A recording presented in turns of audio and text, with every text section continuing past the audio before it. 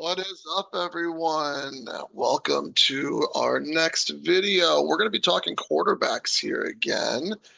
And in our last video about quarterbacks, we were talking about, actually the title's right here on the right, quarterbacks as a construct or are a construct, or however I titled that video. And in that video, we were talking about how really take your pick of whichever one. It doesn't matter if you're reaching up for it or not. Go and grab them. Now, I'm going to now talk to the exact opposite of that to a certain extent. Not saying that I was wrong in the last video or I'm right in this one. Also, I could be wrong in both of them. Who knows? But in this video, I wanted to look at quarterbacks and talk about backstacking and seeing if there's a reason to hold off on taking quarterbacks, not because of what your team looks like at the top, but what your team could look like at the bottom. And what I did was I started looking at all the quarterbacks that go essentially in towards the end of round nine or in round nine for the most part, and later, and see if there were significant backstack opportunities or not.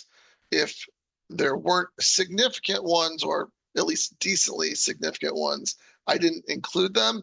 But what ended up happening was I ended up including a lot of the teams, a lot of the quarterbacks in this back half of the draft, in this backstack capable, which I found interesting and maybe opened my eyes to some other areas of opportunity. I was doing this in drafts, and we're going to look at 4 drafts again, just like last time. In this one, we're going to look at 2 drafts where maybe I didn't do it, but I could have, and see if I should have or could have.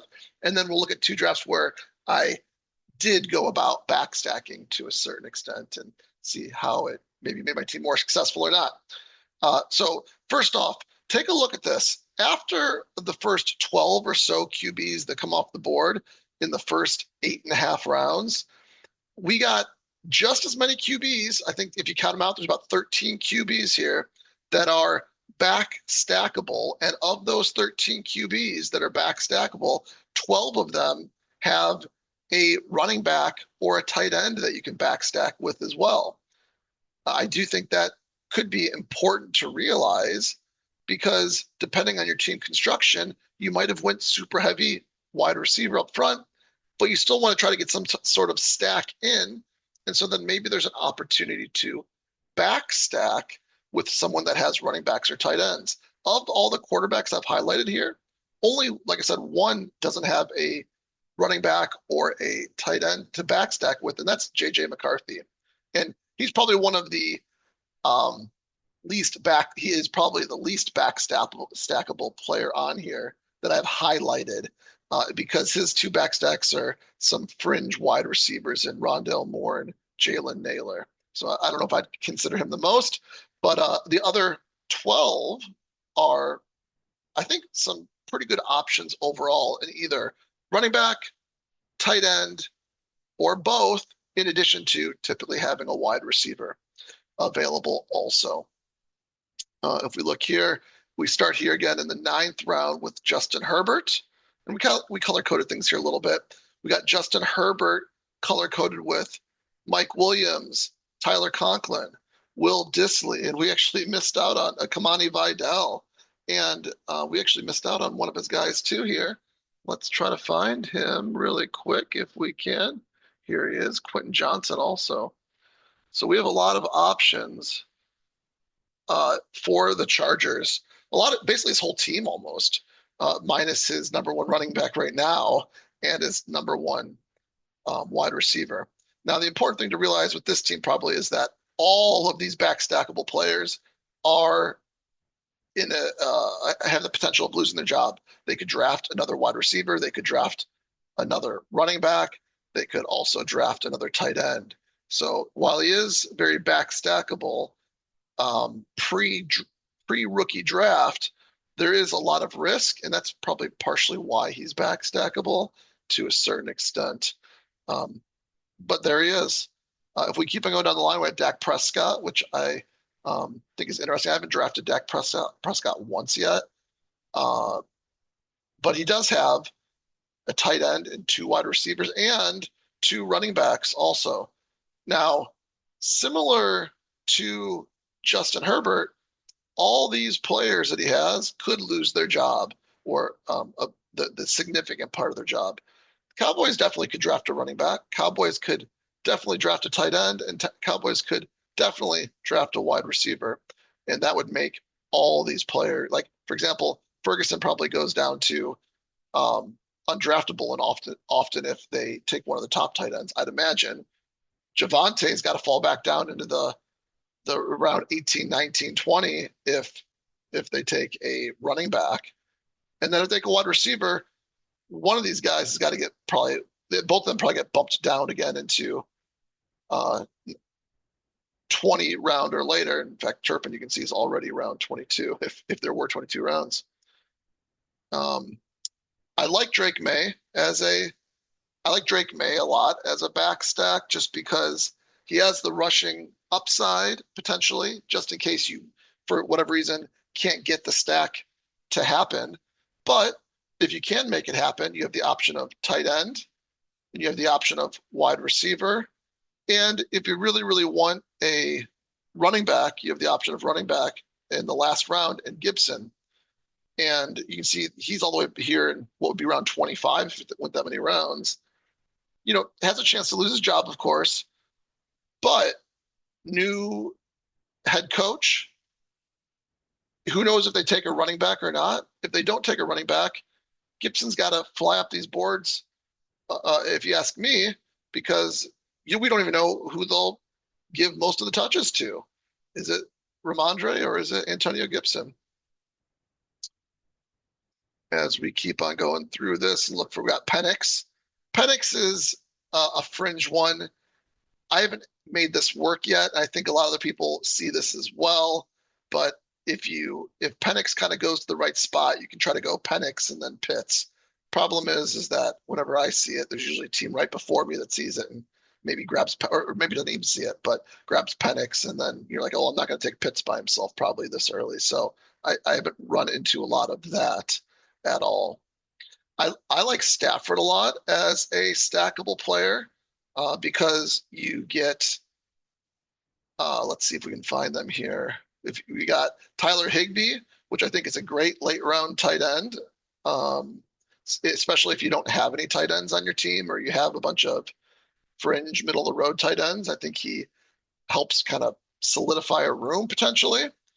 You got Blake Corum, number 2 wide receiver or running back, and being drafted further later in the draft than last year. And I'm not sure why exactly. And then we have Tutu Atwell and Jordan Whittington at the end of the draft, and you can either try to get both of them or one of them is probably going to fall to you in round 20 if you want them. So I think that's an interesting one if you ask me. We keep on going. This is one that I didn't really think of at all, but maybe there's something here. We got Tua, and you do have a lot of his backup players, and Jalen Wright, similar to Corum, he's getting drafted later this year than he was last year. Then you got their new wide receiver, Nick Westbrook, and Malik Washington is essentially undrafted. And what is he really going to be a zero this year, or is there not that much of a gap between him and Westbrook? Now, he's round 18, so I guess in the end, probably not much of a gap. But I guess what I'm saying is that you could easily grab all 3 of these guys, or 2 of them. Then there's Alexander Madison here as their 3rd running back. I'm not that you really want to go for him, but he's there if you want to. So I think Tua has some option, and Tua does drop in drafts sometimes for whatever reason. Concussions probably. So I think that's an interesting one where if you need a QB and you don't have any stacking options, again, an interesting backstack, especially if he keeps on falling in the draft. There's JJ, like we said. This is one I don't think I'd consider a lot, maybe break glass in case of emergency type of thing. But I do like drafting him if I can get the players ahead of him. We got Trevor Lawrence. I think Trevor Lawrence is an interesting one because you have a tight end again who ideally has a good role unless they draft someone. They just signed a bunch of backup tight ends. So can he do the job as the starter? hopefully so.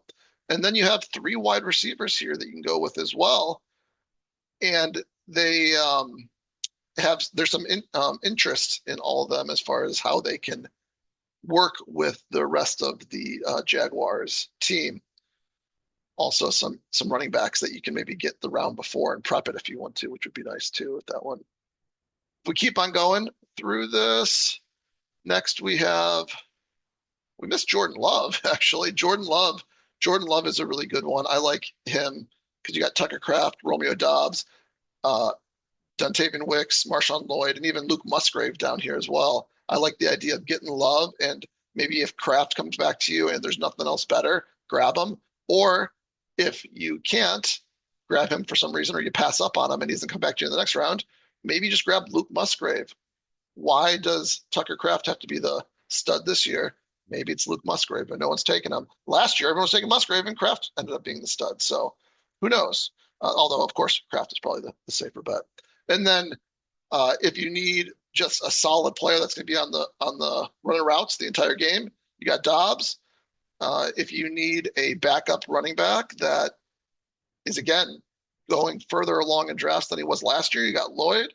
If you want a potential upside play, you got Wicks, who seems to be going again further than last year, and I'm not sure why. And then you got Watson if you really want to go for the high upside of the player that probably won't play at all this year. I think I read something about him finally walking on a treadmill or something like that. So I don't know how confident. I haven't drafted Watson at all. And there was one time that I could have drafted him in, I think, the 20th round, and I probably maybe should have in that case. Other than that, though, I don't think I'm really drafting Watson. What else do we have left? We got a couple more left. You can go with the Giants stack now. That being said, of course, risk of whether he'll finish the season and if Russell Wilson will finish the season or not.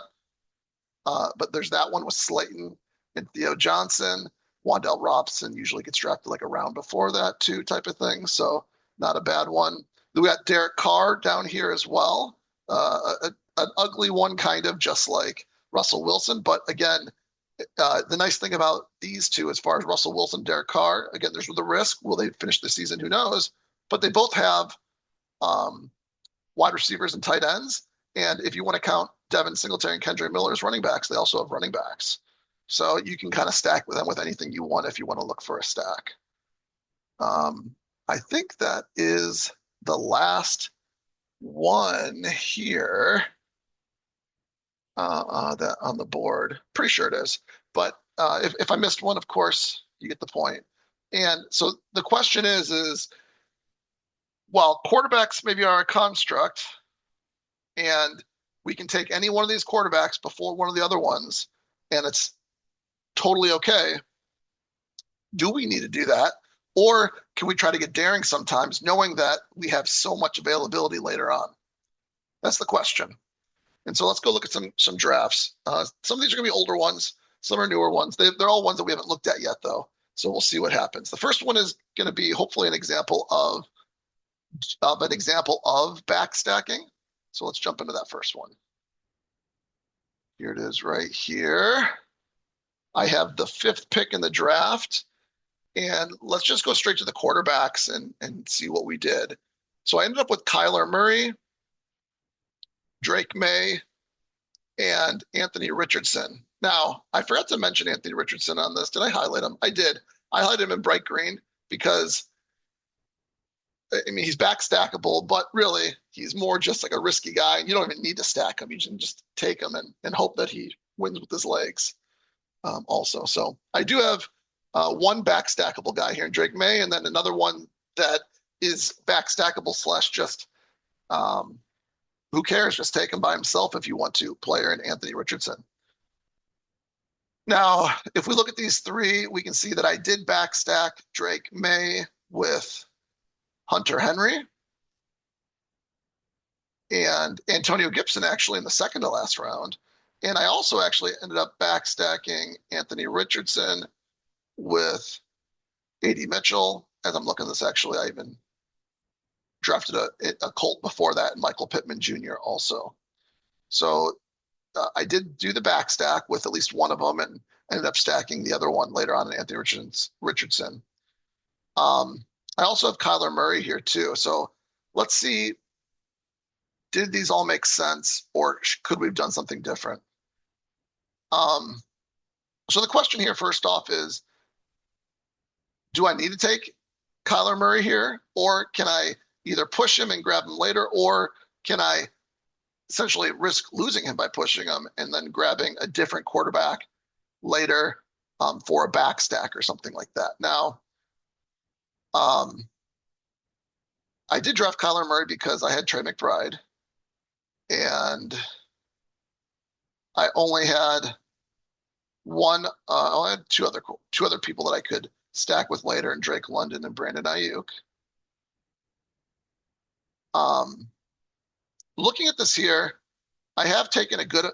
First off, Mooney went early. Shaheed went early. It looks like in this one. This was a much earlier draft. But I don't think they were getting drafted this early, even earlier. Hunter even went a little early compared to when this draft was, and then Golden, like all these players here, kind of went a little early. Jonnu Smith went a little late. Warren went a little late. Pacheco, that was kind of his draft spot right there. Looking at this, I do, and you can see this late one because Najee Harris went all the way to 91. And I was considering Najee Harris if he got back to me here in this draft. Would have been the first time I drafted him. I think I've taken him once in one draft since. So the question is Kyler Murray the right pick here or not? Now, I'm stacking with Trey McBride. I think it's a fine pick. But as I'm looking at this, I do only have two running backs, and one of them is a rookie. I do have an awesome anchor in Jahmyr Gibbs. And Kyler, this is around Kyler's ADP right now, actually 92. I could take Jaylen Warren, whose ADP is even earlier. He's in the early 90s, or sorry, like the late 80s or so, I believe, if I'm not mistaken. So I passed up on Jaylen Warren to get Kyler Murray. I do think that if I wasn't scared about losing Kyler Murray, I could pass up on him potentially right here and see if he comes back to me on the way around. Now you always got to look out maybe for like where the Marvin Harrison drafter is. He's right here. He's already taken Joe Burrow. So if he takes Kyler Murray right here, he is, stacking his team, which is nice, but he's also investing a lot of capital in QB. So it's kind of interesting. If I do let him slide, that I'm daring him to take take Kyler Murray and having two top end QBs. And if I do pass up on him, I'd probably take Jaylen Warren in this one, based on when this draft was going on to. Maybe Travis Hunter. I think I was hoping maybe Mooney or Shaheed went to me in the next round, by the way, at 101 here. Not a fan of getting Burden here because now I have Tet, Ayuk, and Burden, and then I took Pittman after that. It just, I don't, maybe I just wasn't even thinking. But this is going to be a risky team here, and I got to get lucky to make anything of it. But anyways, I do think if we pass up on Murray here, we can take Warren to give ourselves a nice third running back to go along with Gibbs, and then Judkins hopefully kind of takes a bigger role as the season goes on, and then we either end up pushing Murray back to us, or there's Purdy, and we didn't even mention Bo Nix. There's Bo Nix available in this draft. I have 0 Bo Nix, and I remember this happened a couple times where Bo Nix gets to me. I'm like, oh, I don't want to take him there for one reason or other, probably because I already have a QB and I can't stack him with someone up front. But I think this is one here where I go and I say, you know what?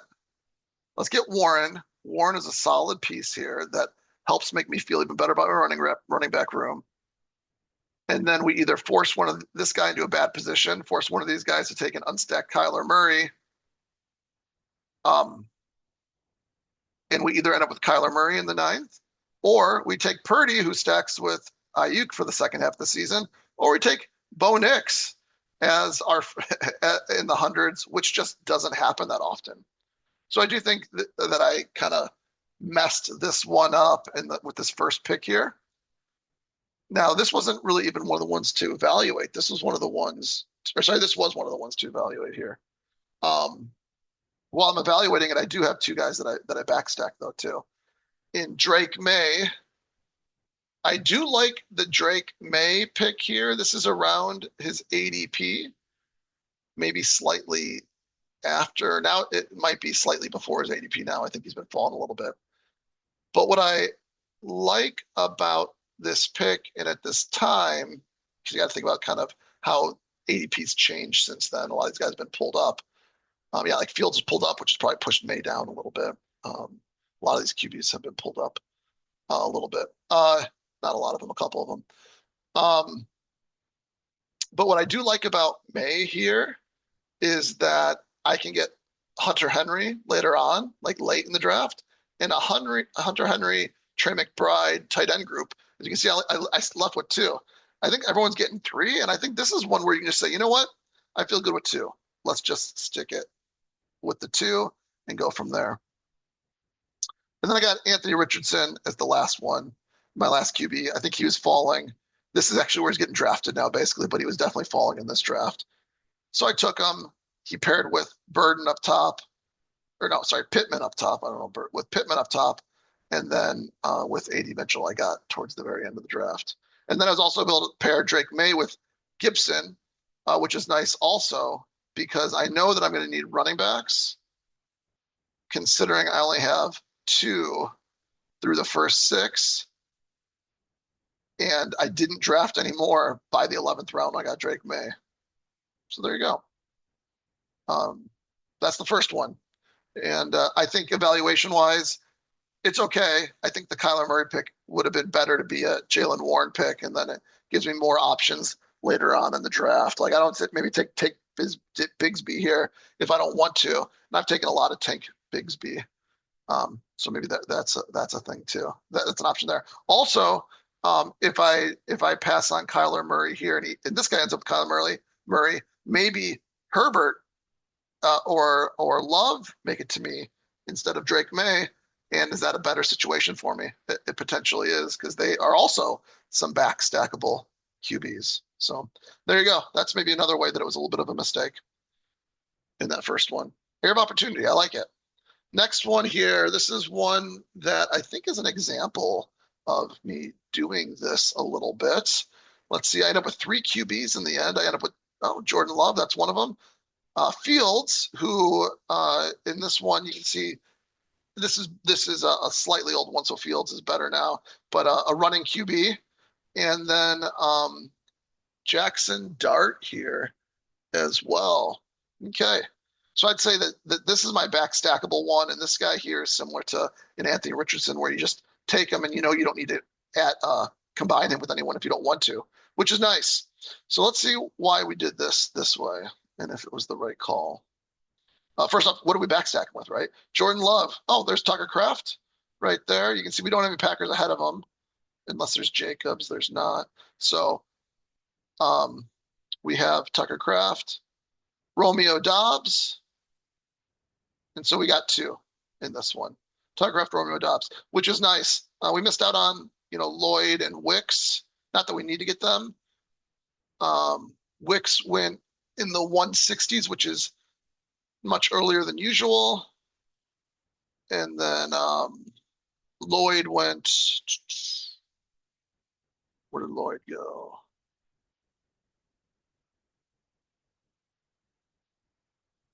Right here at 201, like much earlier than usual as well. So this guy like Packers apparently, Wicks and Lloyd took both of them from me. Darn. Would have been nice to grab at least one of those, if not both of those players for this team. And then Fields, I don't think we stacked Fields with anyone, did we? No, we did not. Okay. Let's evaluate from the top and see if those were all three of our QBs. Okay, so were we forced into it or did we pass on things to make it happen? I'm looking to see if there's any QBs that made sense for us to grab earlier. It doesn't look like we took McLaurin here, hoping that Daniels would make it around. Didn't, of course. Um,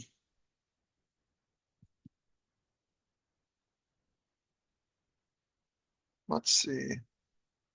Took Ayuk at 79. We could have taken um,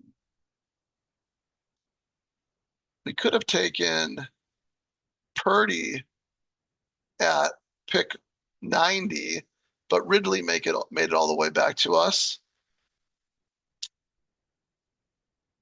So we did kind of pass on Purdy, but this would have been ahead of ADP. But still, we passed up on him. We could have taken him. QB's our construct, remember? Um, I think that's okay to get Ridley and really kind of have an awesome wide receiver room. We then got, I don't know if we've reviewed this one or not, but I feel like there's another team where Ridley fell to. We got Hunter at 103 on this team. We passed up on Herbert at 103, but that's okay. We don't need him there. And then Jordan Love at 114. He's actually going a little later now. He's dropped just a tad, if I'm not mistaken, in like the 120s. Um, but we took Jordan Love here. Now, one thing we saw was that Dak Prescott has backstack with um, a tight end as well. I haven't taken Dak Prescott at all. I have zero Dak Prescott, and so is there like something division correlation wise that makes sense here? Because I know I don't have any NFC North other than Jordan Love. The question is there something else that works with it? Now, um, not a whole ton, but I could take Dak Prescott here, and then that correlates with Terry McLaurin from a um, NFC East division type of thing. Not the best, but that is an option too. And I probably got to find a reason to draft Dak Prescott. That might be a reason to draft Dak Prescott. That being said, I do think the Packers are hopefully in for a bounce back with Jordan Love ideally being healthy. So I don't think you got to force it. I like what I did there. Fields right here makes sense. I was probably going for Stafford. Well, Kraft first off for the backstack. Fields makes sense here. I was probably going for Stafford because I have Puka and Adams. That didn't work out, obviously. And so then I go with another, backstackable just by his legs, essentially, and Justin Fields. And then I continue my backstack with the Packers with Dobbs here. And then it would have been, I think it would have made sense to, I got a lot of Ward. Um, so you can see some of these players are going a lot earlier now. Not that they really helped my team, and the Carr's backstackable, and that's my first tight end. So do I take Carr? Do I take Ward instead of Benson? That again, that's more of a legs play a little bit. I take a lot of these three guys right here. I think it's because I end up with a lot of Arizona, San Francisco, and Rams players. And so I just kind of correlate and Seattle a little bit too. So I correlate the division and hope there's a week 17 thing there on one of them, or maybe like a week 15, 16, 17 thing. So I think this is fine the way I did it. You can see the backstack example I did with Green Bay and then the legs with Fields. And I end up with Jackson Dart as my last QB. Again, I mean, whatever, just a dart throw, as they say. It's okay the way it is. I do think there is, I don't think there's a great better way to do. You see this guy that took Derek Carr did take Kyler, um, cut, what Miller, what is it? Kendre Miller right here. And did he take any the tight end? He did not.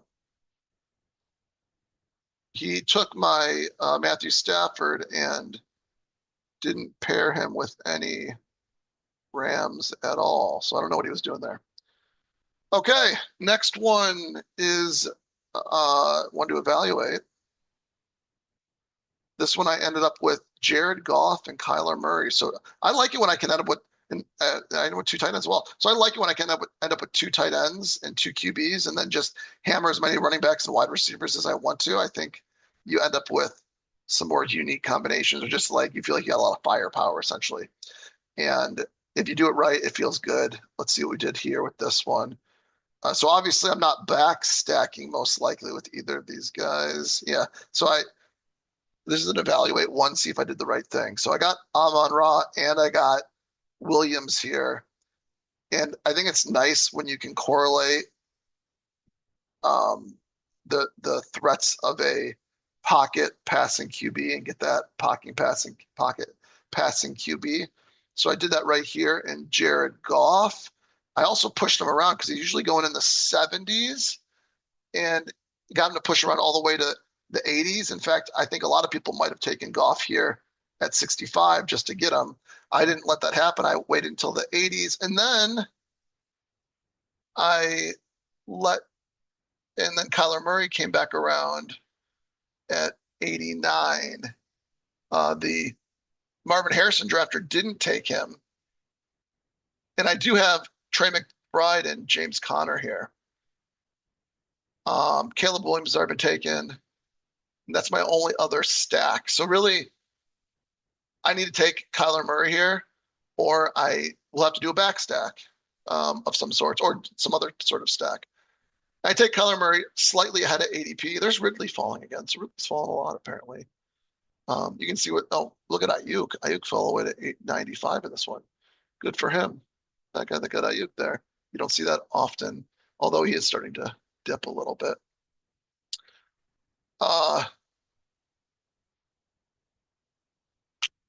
Did he end up with, just curious, he didn't grab Purdy. He took Warren at 96 instead, which is, so that's nice. Although it would have been nice to maybe grab Purdy to go with it. What did he do instead? We're good off track here.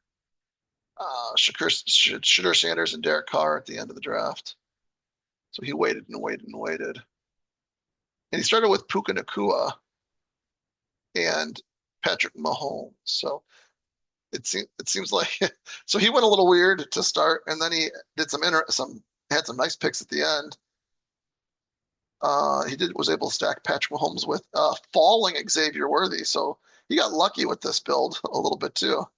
And I feel like he could have maybe made it a little bit better. You know, a Kittle falling Ayuk, Brock Purdy sounds nice, maybe. I don't know. Okay, so the question is, do I let either of these guys fall? I think Goff passed ADP. If I'm not going to take him here, I'm never going to get him in other times. So I think I got to take him. Also, there's the Laporta drafter who's probably going to take him, so I probably can't push him around. And I don't have a lot of stacking options up here. So I either need to take a QB now or have to worry about backstacking. I like after ADP. I think that's the way to do it right there. So I like the Goff pick. Wouldn't change that one at all. The Kyler Murray pick, I got two Cardinals there. And the question then is, if I push them, what am I doing instead?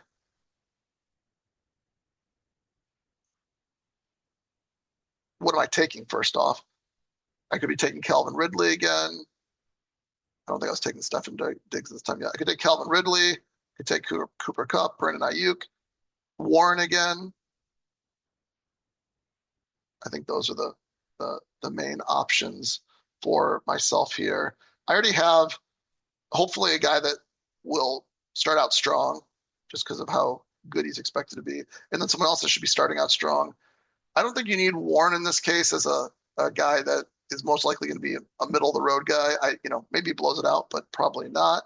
But he is probably a valuable piece to make up a running back room, especially when you just need good product, like not great production, but just decent production, especially early on type of thing, because you don't know what they're going to do later on if they draft a rookie or something like that ends up taking his role over some like a Scattaboo right here instead. So I like the idea of Kyler Murray here. It gives me the option of only having two QBs. It's a double stack with a pass catching number one receiver, their tight end, as well as a pass catching running back. So I think we stick with this here, and that gives us lots of firepower at the other positions after that. And we just get to be able to pick off players that are falling. In fact, we even got Benson here too. So we got both halves of the current Arizona Cardinals backfield. We also were able to draft a number of rookies because we knew we could get a lot of wide receivers, so we don't burden Harris and Higgins to go along with some of our safety and Brown. Hopefully Williams does it again, and Keenan Allen gets a spot on a team. And then we finish it off with some correlated wide receivers towards the bottom. So I like this one from a valuation standpoint. I think I did the right thing of grabbing these QBs where I did. Last one. Here's another example one. We got the first pick in the draft here, and you always have the choice of, are you going to try to wait till Burrow? I took both Cincinnati guys in this one and hoping that, I guess, that Burrow falls to me at 4. He didn't. Of course, he was taking one pick beforehand. So close. Oh, well. So this is an example one. I end up with Baker Mayfield. That's not a backstack. I got Godwin ahead of him, but who else? I got 3 quarterbacks in this one. So I guess I wait a while for the rest of them. And you can see I waited all the way to around 12 and got a falling Matthew Stafford here. And I have no Rams. And I like this one because I have a lot of wide receivers, and 1, 2, 3, 4, 5, 6, 7. I have a lot of wide receivers, but I can also stack Stafford with a tight end, which is probably his number 3 target. Maybe, who knows? Maybe they're his 4th target, but hopefully a relatively good threat at tight end. And I can also grab a wide receiver at the very end of the draft because there's 2 of them there. And I can even maybe get Corum to be a running back if he falls, considering I only have 2 running backs. So he checks a lot of boxes there on this one if it can happen.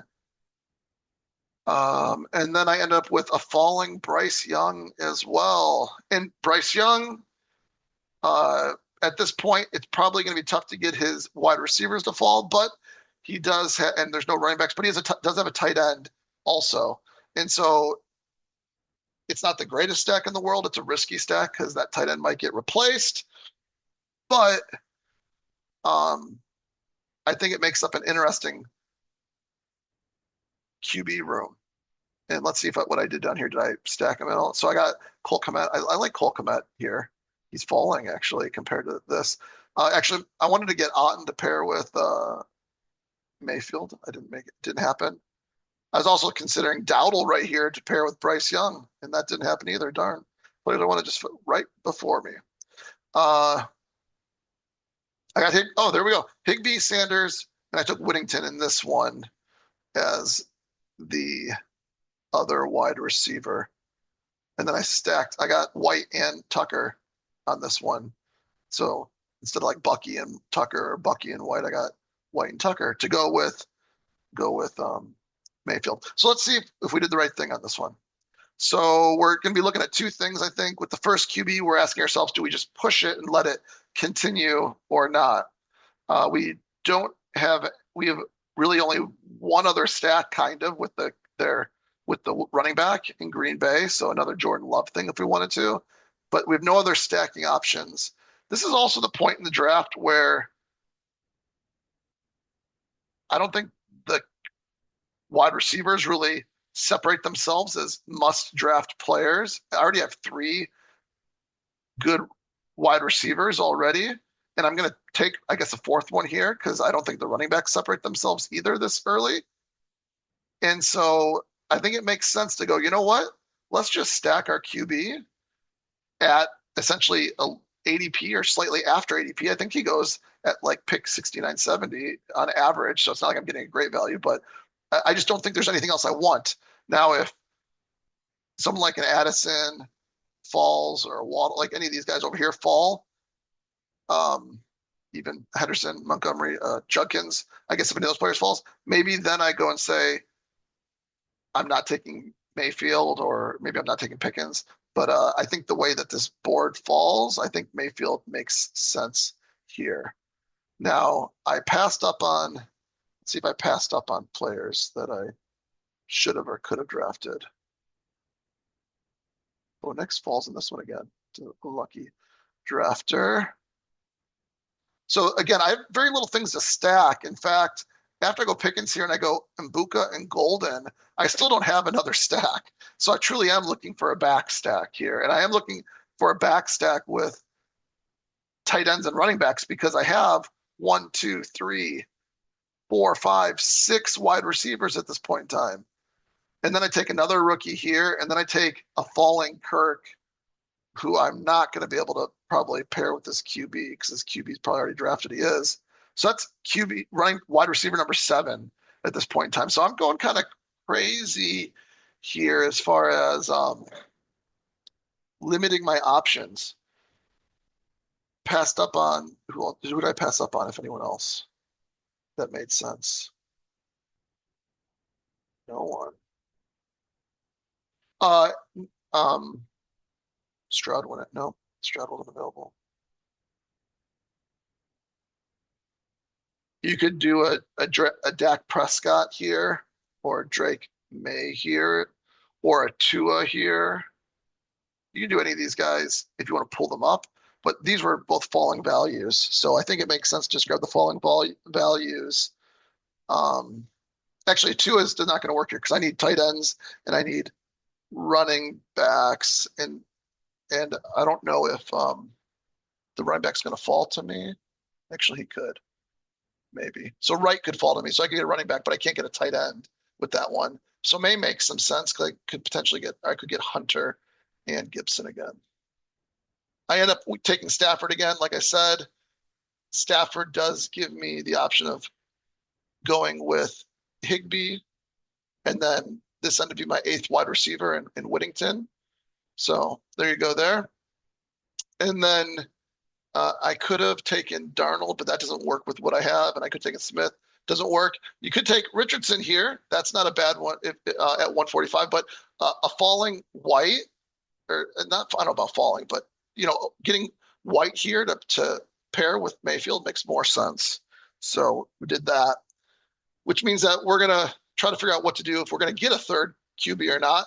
And a falling Bryce Young all the way down here makes sense. I think it does. You could say, don't go Bryce Young. Instead, go and get another running back. Neal, Sampson, Giddens. Oh, okay. No, I know what I did here. I like what I did. Not taking the running back because I was hoping that Quorum would make his way back, or Harvey, or DJ Giddens would make their way back here. A little push them past, but I wanted one of those players, and I like falling Kmet here. I think it's just as a good number 1 tight end when you're going to go really late.